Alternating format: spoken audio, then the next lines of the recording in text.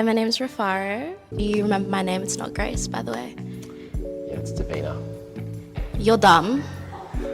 You're dumb. You're stupid. You literally had 2 girls come to the final. You only had to remember 2 names. I know, I didn't. So why are you here?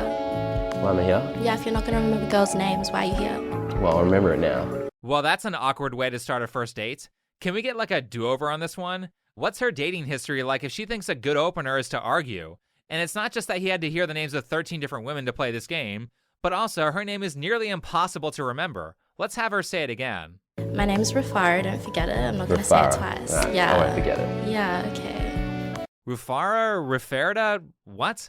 I've listened to this clip like 100 times and I could not tell you exactly what her name is, primarily because she mumbled it both times that she said it. I had to do a whole investigation to figure out what her name was, and fortunately they spelled it in the description of the video. It's Rufaro. Now understand, if you have an uncommon name or a name that comes from a different language, people are going to have trouble remembering it. You would think that she'd be kind of used to that and thus more empathetic to this kind of situation. I mean, she did get his name right. However, she only had to learn one name, and his name is Patrick, which is super common. What's really funny though is that you can tell that she didn't remember other names, because when she asked him what her name is, he said the name of the other girl who was a finalist in this competition. So my name's Davina. Nice to meet you. Davina? Good, thank you. You remember my name, it's not Grace, by the way. Yeah, it's Davina. Just from what I know about women and considering her personality, if Rufaro had remembered Davina was the other girl's name, she would have been way madder than she was because he remembered the name of another girl that she was directly competing with instead of hers. So I'm skeptical of the idea that she wouldn't have done the same thing if she were in his shoes. To be fair though, remembering names is important, but generally people are so bad at remembering names that Patrick had to say his name several times during the first part of the video because the women kept forgetting it. Hi, I'm Jessica. How you going, Jessica? I'm good, how are you? I'm good. What was your name? I'm Patrick. Patrick, nice to meet you. Nice to meet you. Hi, Maria. How you going, Maria? Good. What's your name? I'm Patrick. You're Patrick. Hi, How you going? what's your name? I'm Patrick. So Rufaro's reaction was ridiculous, but I digress. This video was from a channel called Quasar Central, which is a channel that has basically just blatantly copied Jubilee's format for shows, so I'm sure a lot of you will be familiar with this type of content. Today's challenge contains our guy Patrick the model using the Tinder method to choose between 13 different women. This video does a great job at showing you the kinds of women to stay away from, while at the same time displaying behaviors that are unfortunately becoming more common in women because of dating apps, Instagram, and entitled social media influencers. And those behaviors are ridiculously high standards, followed by rampant narcissism despite not having worked on anything except for the ability to edit their photos and ability to use filters, and plastic surgery. Round 1 of this game starts with a swipe left or a swipe right, where the girls got to use their best pickup lines to impress Patrick. I gotta say that during this round, he picks a few girls that I certainly would not have picked. Hi, I'm Kira. How you going, Kiara? I'm good, how are you? I'm good. Yeah, new experience for you. Well, I want a new experience, so I'll say yeah. Thank you. I have one question for you. What's up? Are you celiac? No, I'm not. Because all I got is cake. Yeah. I don't know, maybe I'm wrong because he did end up choosing them, but I figure you have a guy here who is very in shape, therefore the women in line that he is being matched with should also be in shape. I don't like it when people on these shows aren't looks matched. I think it's fat acceptance propaganda, and it's subtly giving people an excuse to not take care of their health. Anyway, after the Tinder part, Quasar Central gets a little lazy for round 2, and just has Patrick pick 5 girls to be in round 3. You have to make another decision, mate. Yeah? You have to choose another 5. No. Yes. Yes. No. Yes. Yes. Yes. No. That was certainly lacking in creativity, but they pick it back up during round 3 and have the 5 remaining girls do some poetry to impress Patrick. You said you wanted a new experience, so pick me and I'll help you feel it. Chocolate brown curls, hip dips down my waist. Looking through your radiant eyes, I can see a longing for a taste. Cupid hit me with precision. I wondered if you looked both ways when you crossed my mind. I'm sick of chasing. You're the one that's always running. Through my daydream, I can only see your face when I close my eyes. Can I get a kiss and let's make it last forever? I guess that was mildly amusing cringe. My lack of interest in the selection process of this video is largely why we're speeding through it so we can get to the final round, which has far more entertainment value. A round where for some reason Patrick picks what were likely the 2 worst girls out of the 13, who then proceed to create the 2 worst first dates I have ever had the pleasure of viewing. Let's watch. Now, forewarning, the girl I showed at the beginning was actually the second date, so we're going to rewind a little bit and start with the first finalist, Davina. Hi. How you going? Grace, was it? No. Wow, that's really embarrassing. Good start. No. Name? Just so I don't forget this time. Say it 3 times, okay? Yeah. Davina, Davina. that's 1. 1. Again, Davina. 1 more time. Davina. Nope, I'm already done. At this point, I'm pretending I have to go to the bathroom and leaving the date. Just like with Rufaro, the first girl I showed, this lack of understanding of how difficult it is to remember 13 new names all at once is going to translate into a lack of understanding or a lack of empathy in other areas. I mean, Patrick's name was said 3 times before Davina introduced herself, including right before it was her turn, and she still forgot it. What was your name? I'm Patrick. What's your name? I'm Patrick. Hi, Patrick. I'm Jess. How you going? Hi, How you going? what's your name? I'm Patrick. Not only that, but much like the first girl I showed, Davina is an uncommon name, so it's much harder to remember than a name like Rachel. If you've ever studied a foreign language before to at least an intermediate level, then you might have noticed that words that contain other words or parts of words that you already know are much easier to remember. Oftentimes, you'll remember those words instantly, whereas words that contain parts that are unfamiliar will take you like 10 times the amount of effort to learn. But it's not just that she overreacted to Patrick not remembering the name of a person he just met, which is something everyone struggles with. It's also this part here. Say it 3 times, okay? Yeah. Davina, Davina. that's 1. 1. Again, Davina. 1 more time. Davina. Perfect. Grace. Davina. How you going? Don't play with me. Huh? I'm fun like that. You're fun. Yeah, I'll call you Grace one more time. No, don't do that. Again, this is an immediate no. Date over. Not only was she very condescending here over a small mistake, but he throws out a simple joke and she gets angry. Honestly, I think purposefully screwing up her name as a joke is something that most women would laugh at. The point here is that someone getting overly mad about a common mistake gives you insight into who they are and likely means they will get excessively mad about other small things in the future, which is abusive. A very common thing that abusers will do is explode over small problems or tiny inconveniences. So when I say that you can get a pretty good guess on how people will behave later in the relationship based on how they behave at the start, this is what I'm talking about. So, tell me about yourself. Well, which part? It's a broad question. Where you from? Philippines. Philippines. When did you come over here? Or were you born here? No, I came here when I was 9. These two are not vibing at all, and this conversation is super awkward. Very direct, short answers with no elaboration or push towards a more interesting facet of the small talk. That's what small talk is for. It's used to probe around for more interesting topics.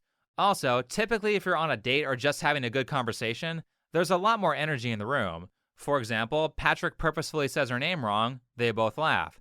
Then he asks a question that's too broad and she makes fun of him for that. Now there's play in the conversation and it's a lot more fun. That would be a vibe, but instead it's, tell me about yourself. Which part? That's a broad question. Very emotionless, and this conversation feels very much like work. How about you? Well, I'm born and raised western suburbs. Okay. Mum's German. My dad's great-granddad's a convict, so half really Australian, half German. Beautiful. Have you visited back in Germany? No, I think it's still a bit too risky. Blonde hair, blue eyes. Oh, that's still a thing? Is that an assumption or is that a real It's an assumption, fact? Okay. so I'll stay away from there. I think that was supposed to be a World War II joke, but she doesn't really get it or she doesn't think it's funny. This guy actually tries to throw out a number of jokes, and every single time she either doesn't get it or berates him for it. Are your piercings visible right now? Yes. They are? I took the last couple out. How come? Funny story, actually. There was a rib issue that I had, and I had to get a scan, and I forgot that they were there. And they're like, They you show up have on the piercings? X-rays, And I though. was like, yo, I do. So I had to take it off, unfortunately. Poor thing. So just that, no, nothing lower? Is that a common thing for women to pierce lower? I mean, belly button? No. No, alright then. Is that a thing for you? Is that a fetish? Is that why you're asking, or? More curiosity. Curiosity. So, What does that tell you about a person? Why is it a specific question you chose to ask? Adam Carolla used to refer to this as playing handball against the drapes. If you aren't American, handball is a game where you hit a ball against a wall and the ball bounces back at you. Now, if you were to hit that ball against curtains or drapes, it would just fall flat on the floor instead of bouncing back, making the game no fun to play. That's what this conversation feels like. Patrick tells a joke or asks a fun question, and Davina just turns it into nothing. Obviously, what Patrick was trying to do is turn the conversation a tiny bit sexual, which is perfectly normal. I mean, we know what goes on in relationships. But she turns that into, oh, so you're some sort of weird creep who has a fetish for piercings. No, he was trying to get you comfortable talking about sex because if you wait too long to bring it up, that idea becomes super awkward later in the relationship. Geez, I mean, you were the one who had the nipple piercings, and you couldn't even say what they were. You had to say that you had a rib issue. I think what it is that maybe him bringing up things that point out that she's very likely had a promiscuous past triggers her because she's trying to cover it up, which is why she got mad and had to initiate a grand inquisition over a playful question. This is quite possibly one of the most frustrating conversations I've ever watched, and as a viewer, I'm glad I wasn't a part of it. Let's see more. so what are you looking for? What am I looking for? Yeah. The bar is really high, so I'm gonna need to see that. I can't tell you how to act. I just gotta analyze the way you behave. Again, handball against the drapes. What are you looking for? I'm not going to tell you. Well, then why are we on a date? And then she tops it off with basically saying that she's high maintenance. Gee, the best of everything. Super hard to talk to and has ridiculously high standards. What do you do, by the way? I model. Model. Yeah. Model what? Clothes. I don't know, this whole date just sounds like a job interview where you didn't get the job. Spoiler warning, if you're young, haven't done many interviews, and your interview goes like this, you didn't get it. Don't bother calling them a week later to see if they chose you. However, it's not all bad. They did actually vibe on a single topic towards the end. What's your biggest ick in a guy? Hygiene. Hygiene? If I check your bathroom and it's not at all clean, or there's just toothpaste mark everywhere. On the it's just- fucking yes, on the mirrors? that's not it for Oh me. my I'm just God. no. And if your car, What do you drive? So you got a clean car? yes. Oh, absolutely. Lexus? Yes, preach. Hygiene is a big deal. What's wrong with people and not knowing how to shower? Every so often I get gaslit by black pill guys in the comments who say it doesn't matter when I talk about how important showering is. Bro, there is literally a TikTok trend. I saw a TikTok the other day of somebody saying that part of the reason why so many women are choosing to stay single and not get married is because there's way too many grown men that don't know that you're supposed to wash your booty hole in the shower. And it reminded me of the time I was dating this guy. And so I asked him, I was like, when you're in the shower, do you spread your cheeks to let the water in? And he was like, nobody does that. And he was like, I just asked both of my roommates, and they said they don't do that either. Literally nobody does that. And he was arguing with me about the fact that you're not supposed to wash your booty hole in the shower. And I would also recommend liquid soap, but seriously, watch a couple of videos in this trend and you'll hear literal horror stories like nurses talking about how many of their adult male patients come in with skid marks on their underwear. Anyway, after that 10 seconds of vibing, they go right back to boring conversation. Then this is said. One last question. What was the first thing you noticed about me? First thing I noticed. Be honest. Completely honest, because your ick was honesty. Are they real?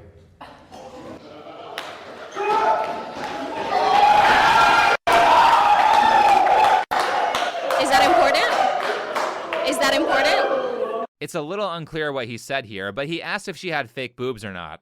Spoilers, they're fake. That's why she asked, does it matter? Instead of simply saying no. Then she calls him a misogynist in the post-date interview for bringing up that she got plastic surgery. I really liked the eye contact for sure. There was intensity there, which was good. Made me question his misogynistic mindset though, with the last comment, but we'll see. We'll see. Babes, I already won. So whatever, he chooses, I win. Okay, that was very narcissistic. Honestly, that date was so terrible that the only way she wins this is if her opponent completely shits the bed. Which is very possible considering the first clip I showed of Rufaro, or whatever her name was.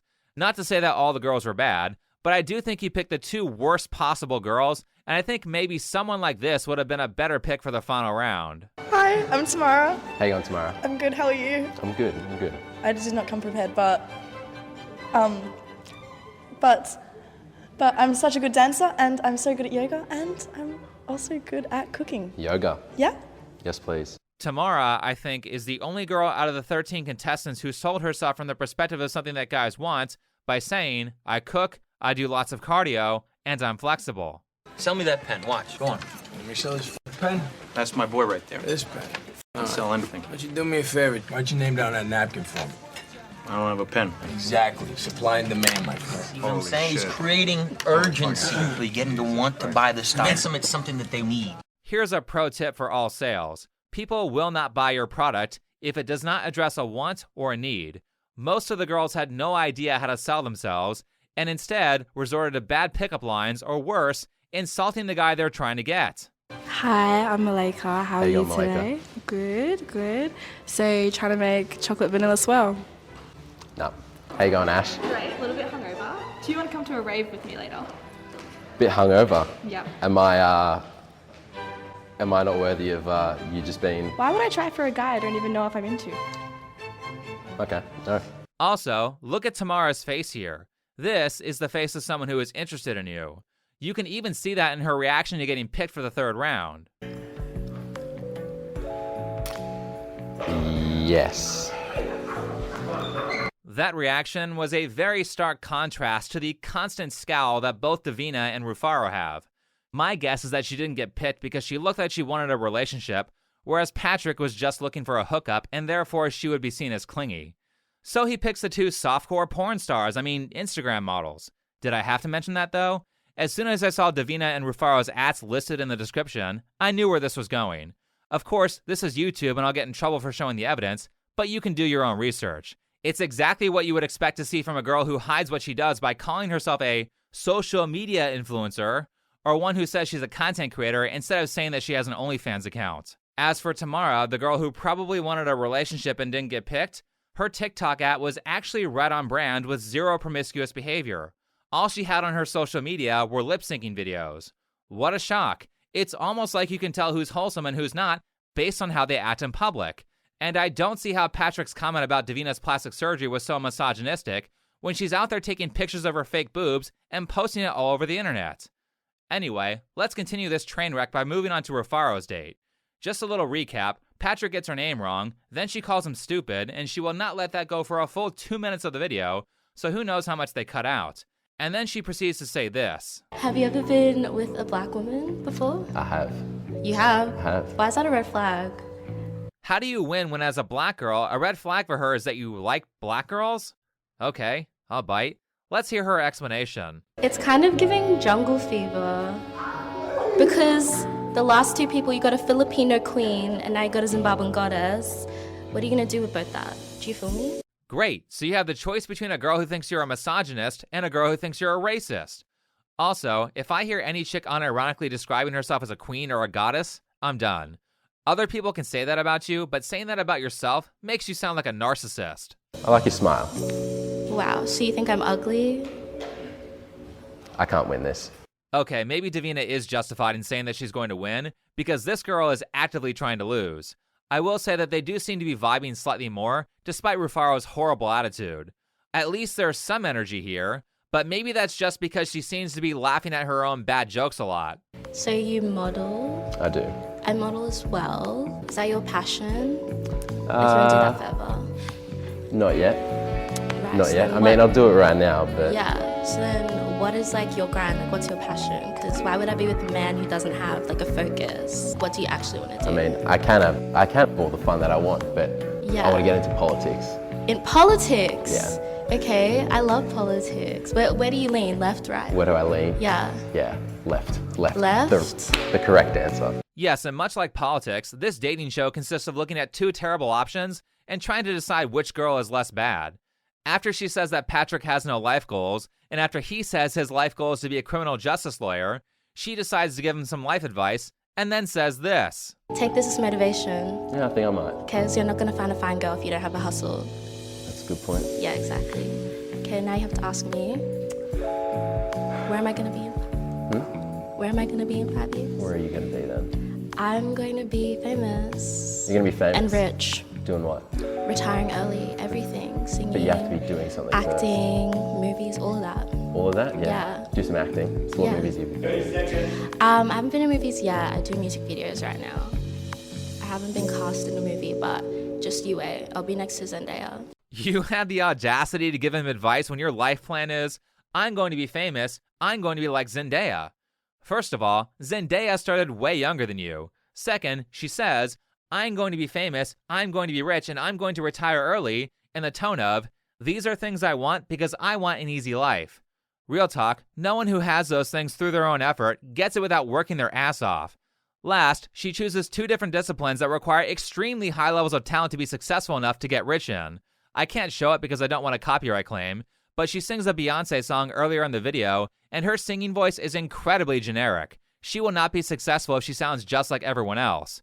As for acting, I've done some social media research on her, and she is nowhere near a famous person in terms of a following. I'm not going to show it because it's a small account, but her Instagram account of 3 years only has about 2,500 followers. Only 2,500 followers after 3 years means you don't have talent, and you'll need to skill build before you actually succeed. And just for comparison, Zendaya has 163 million followers. Rufaro has also been on TikTok for 2 years and only has about a few thousand followers there as well. Despite trying, I have not been able to locate a personal website or a demo reel, which is pretty standard for actors. So if I were an agent, I wouldn't even be able to tell if she actually has any acting talent.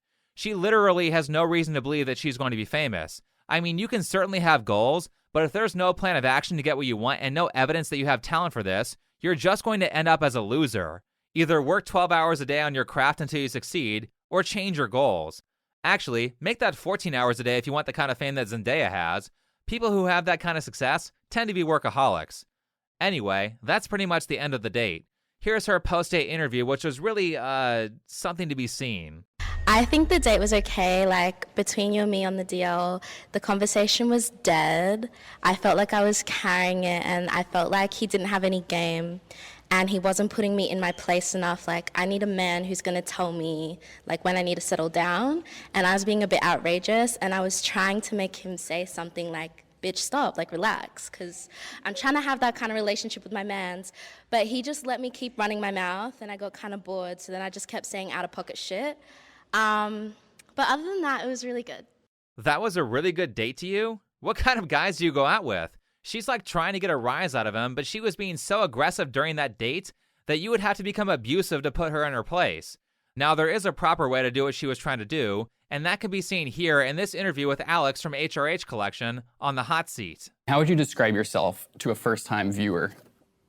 I basically say what I think and what I feel, and I don't really like pull punches, and what I want to say, I'll say. What do you think someone on the internet, what my haters might say to me? Like a beta male. You are such a closed book. It's what you are. You're like, I'm like this open psycho book, and you're like this closed book, and I know that you know everything. I can just tell. Take notes from this interview, Rufaro. That's how you properly act outrageous without being straight up abusive like you were being. See how she's joking and not being overly serious so that if the guy gave pushback, it wouldn't start a fire? Actually, in this case, I'm glad the interviewer didn't push back because both of them kind of being dismissive of each other made the video very entertaining. But honestly, Rufaro says that she wants to be an actress and then shows during this date that she completely lacks the charisma to pull off the character that she was trying to play. Oh, and by the way, I think that Alex from HRH Collection has some good, relevant advice for these kinds of women. What dating tips do you have for people who are single, outside of looking for love, outside of asking them that question? You need to stop thinking you are like better than everyone, okay? And with that said, do we really care who won? I don't, but it was Davina. I've chosen Davina. How you going? Great. How do you feel? Great. No difference. All right, Still sweet. good. That sounds reassuring. So cash treat. You win this $100 prize. You can either take her out on a beautiful date or you can take her yourself. What are you gonna do? I reckon she can pick the place, she can pick the time, and sounds like I'll be the one paying. Can I say something? You're gonna need more than $100 to take me to where I want to go. That's all I'm saying. I could not have come up with a better ending. Not only does she do softcore pornography on Instagram, not only does she have a very lame personality, but she's a gold digger too. What a catch. This chick reeks of someone who has gotten used and ghosted time after time. And then she thinks she's high value because she can get rich guys to sleep with her. You do understand that those guys will sleep with anyone, right? The ability to get a guy in bed does not mean you have the ability to keep him. You can tell she's been used and then dumped by Chads a lot based on her attitude. Don't play with me. Huh? Understand that if I could show you her Instagram page, my conclusion would make a lot more sense. But again, this is YouTube, and I'll get in trouble for providing evidence. Do your own research if you care. But the sad thing is that these kinds of women aren't just in these campy dating experiments. Now it seems like they're everywhere, and it's not just the obviously narcissistic air quote Instagram models, but we're also seeing this a lot in fairly normal and well-adjusted sounding women who now have these crazy high standards. I'm not saying hashtag all women are like that, but I do think it's a significant number of women, like 20 to 30%. That's a number that's a lot less than all, but seriously, you don't want to see 20 to 30% of the population being displaced because they made bad choices when they were young. That's a very large number. And on the flip side of that problem, there's the guy who lives in his mother's basement, weighs 400 pounds, and has no job, yet he thinks he deserves a 10 out of 10. No. What have you done to earn that? A lot of those guys are going to be displaced as well if they continue to think that they will get what they want without putting in work. People have these incredibly unrealistic expectations largely because they haven't really investigated anything, or because they have no idea what they're talking about on a particular subject.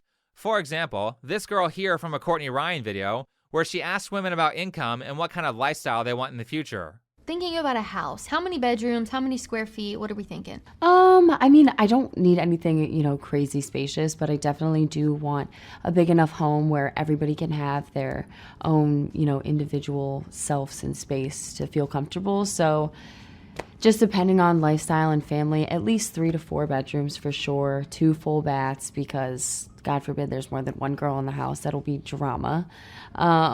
And definitely like a big backyard. So at least 5 acres, to roam on is what I aspire to have. And then square footage on a house, I really don't even know how to scale something like that. I don't 4,000 to 5,000 square feet, maybe. Okay, what you described sounds close to that. Like that, if I need to go bigger, obviously, we'll go bigger. That's no question. But just a nice, comfortable size home. Yeah, I don't ask for a lot. I just want a massive house on 5 acres of land.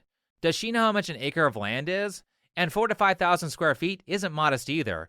1,500 square feet would be not crazy spacious. 4,000 to 5,000 square feet is huge. Now this girl Stella is a model, so I imagine that she wants to live where the work is. In places like California or New York, that's a multi-million-dollar home just on the square footage. How does she not know how big that is? Well, she's only 23, so I'm guessing that she still lives with her parents.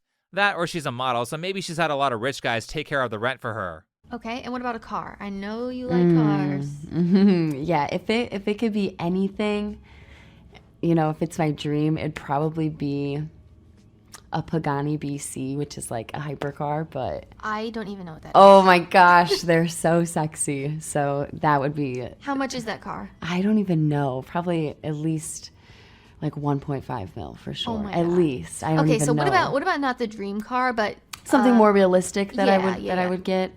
Just to give us a ballpark, like a kind of a range. Maybe like some sort of like F12 Ferrari, like an A12 super fast would be super cool, or maybe like a 458. Okay. How much are those? Would Like be 80? ideal.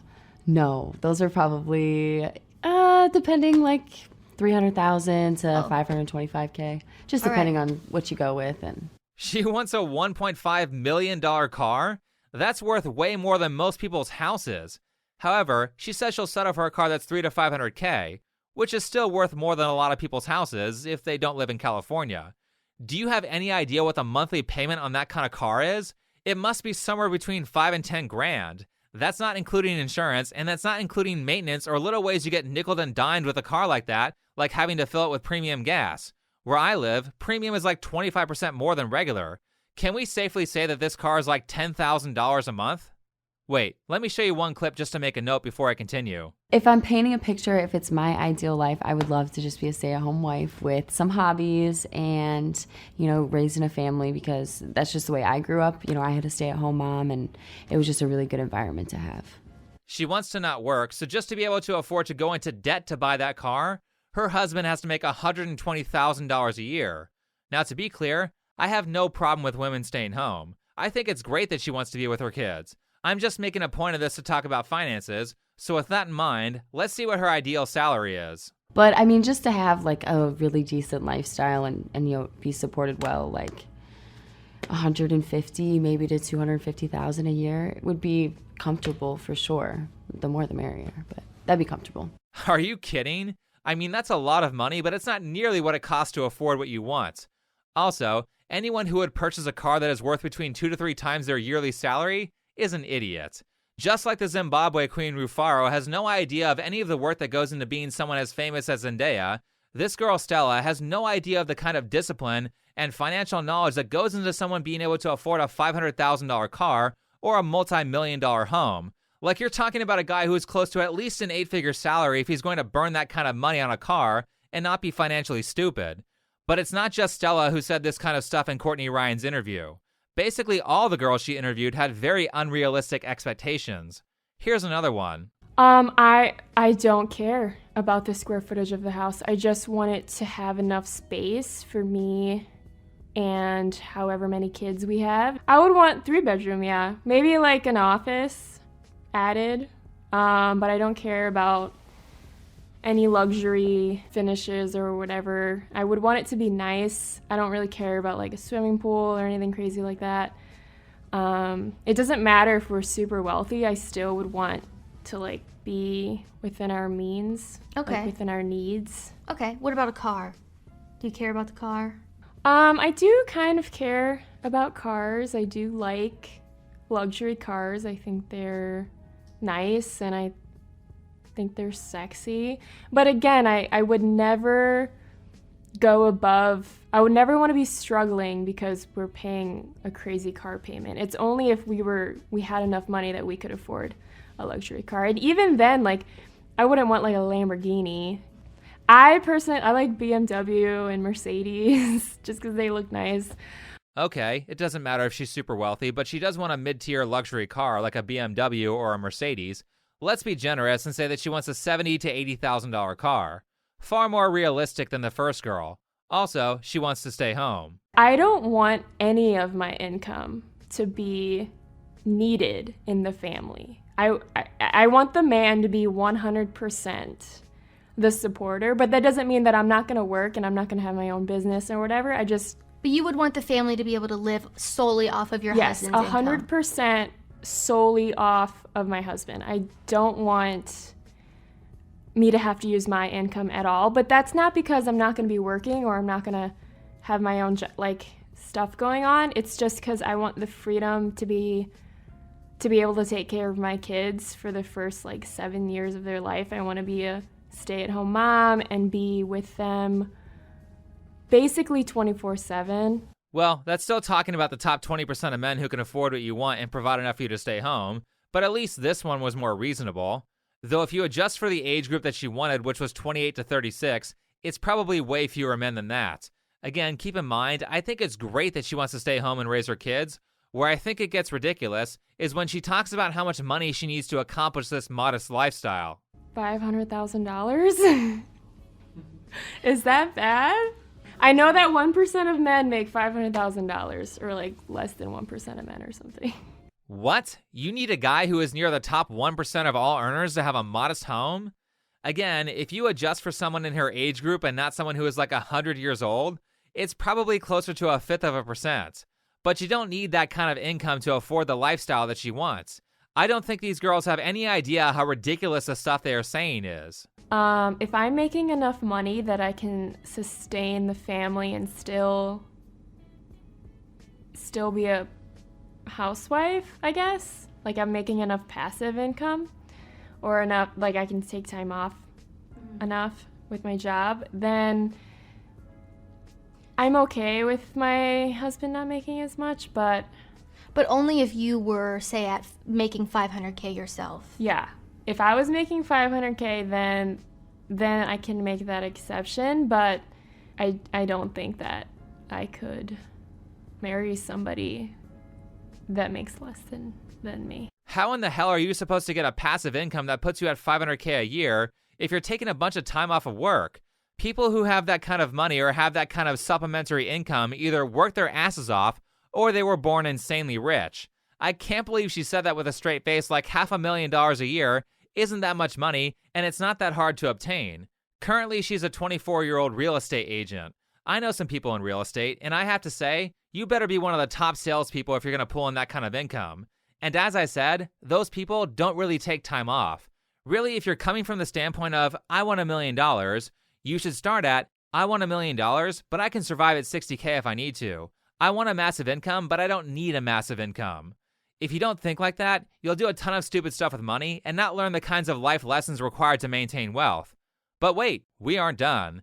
This girl here is a single mom. Look at how much money she wants. Ideally, my husband needs to be making like $650,000. Does she understand the mentality of guys who are that rich and how they almost certainly don't want a girl who has kids from a previous relationship? These are guys who have a lot of options. So what kind of magical powers does she have that make her think she can beat the odds when the likelihood of her getting what she wants is far less than 1%? Now, in terms of how much income the other girls are asking for, even the less ridiculous examples are still way too high. Here's what the rest of them said. I'd say probably 150 to $250,000 a year. I think for me to be comfortable, like staying at home and not working, like, I feel like this is gonna sound bad. I feel like 300,000. Like, I guess if they made less than that, I feel like we wouldn't have the lifestyle I wanted, so I would work. I would have to say 127. I would just like to preface this as saying this is not do or die. But based on where I'm at, if he makes between anywhere from 70 to 100K. That last girl who asked for the least amount of money is the only one out of any of the girls who I think actually knows how to spend within her means and save money because she's dressed in inexpensive clothes and was fine having a regular car. And what about car? Do you care about a car? I like my Jeep. I wouldn't be surprised if she makes the most money out of all the girls, and what a shock, the person who seems to have the most financial intelligence asked for the least amount of money. But again, we aren't even talking about the age range because most of the guys who are making the kind of money they want are old. And there's actually only one age, from 16 to 75, where the top 10% of men make 200K. If you had to guess what it is, what would you say? 34. 75 years old. What? Yeah, bringing it home. Old ballers. That's so cool. Would you date a 75-year-old No. to get the money? No. Here's some more stats that are realistic. So you said 150 to 250 would be kind of ideal. Over 70% of men never make 100K even once in their lifetime. So last year alone in 2021, only 23.4% of the male workforce made 100K. And this is like all ages, 16 to 75, like all working people. Isn't that shocking? The median income for men in their age group, 25 to 34, is 50K a year. It's nowhere near what any of these girls wanted except for maybe this one. But I guess the better thing is that some of them started to get more realistic when they were told the actual numbers. What is it do you think that these men want specifically in a woman? Like what would make a guy like pick you or want to be with you if they're making this much money? Like what are they looking for? A wallflower, someone they can come home to and they're making dinner and they're draped in lingerie and just unrealistic wife, I guess.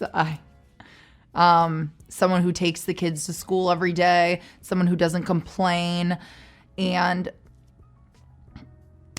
yeah, I'm basically not that, is what I'm trying to get.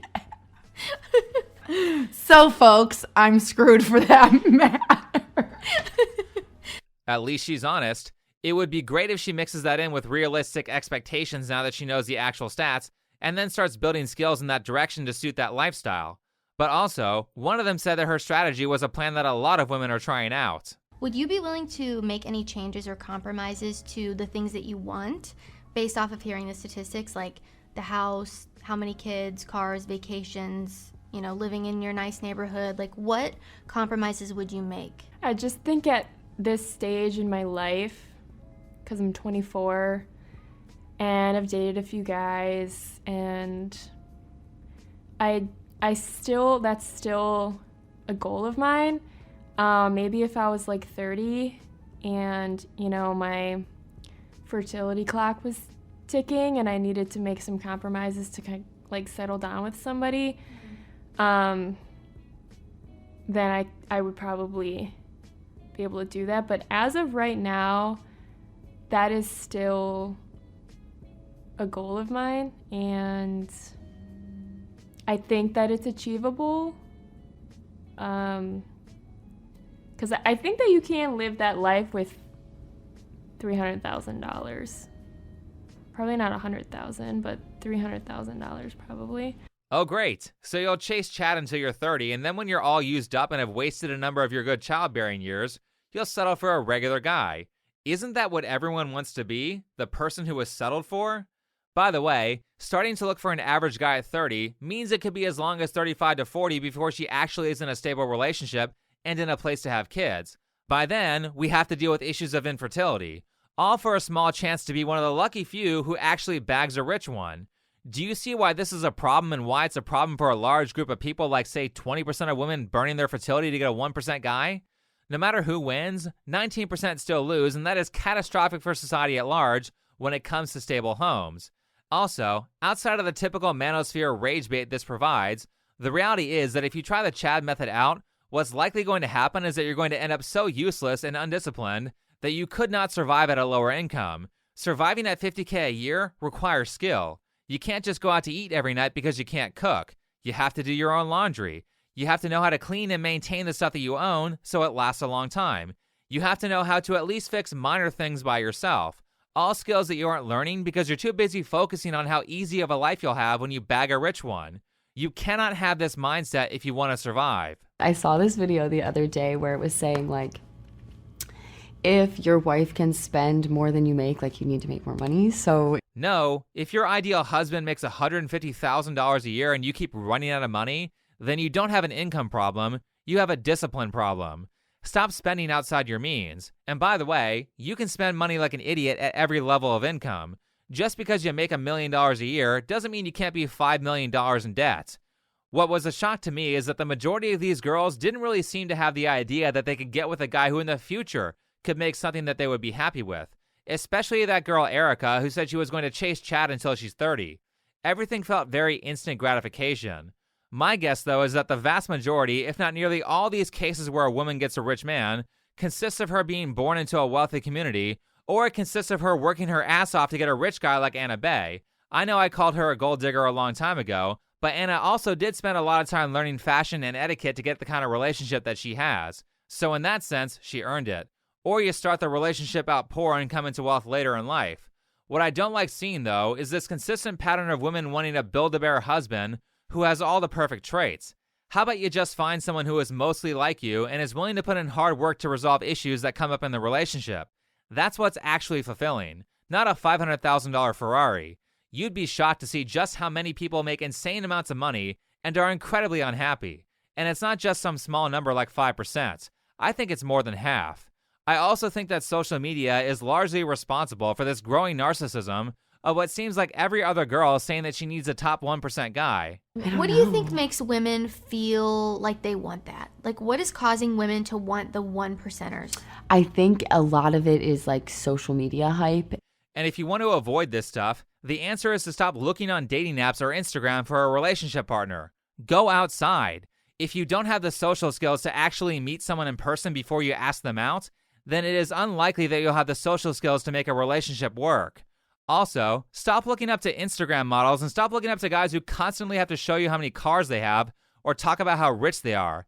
These people are not happy, and oftentimes they are straight up criminals. In fact, be very careful when you look up to celebrities and influencers. I've met a lot of them, and quite a number of them seem to have some sort of mental health issue, or have problems with addiction, or are miserable in their personal lives, or are completely not who they say they are. Don't just accept everything someone says because they are attractive, have lots of money, or have a big following. You need to actually look at the principles and the ideals they're promoting and ask, is this going to lead to my happiness and self-improvement, or is it harming me? If you do that, you'll have a lot better chance at getting the things that you need. Anyway, thanks for watching, follow me on Twitter, and I'll see you in the next video.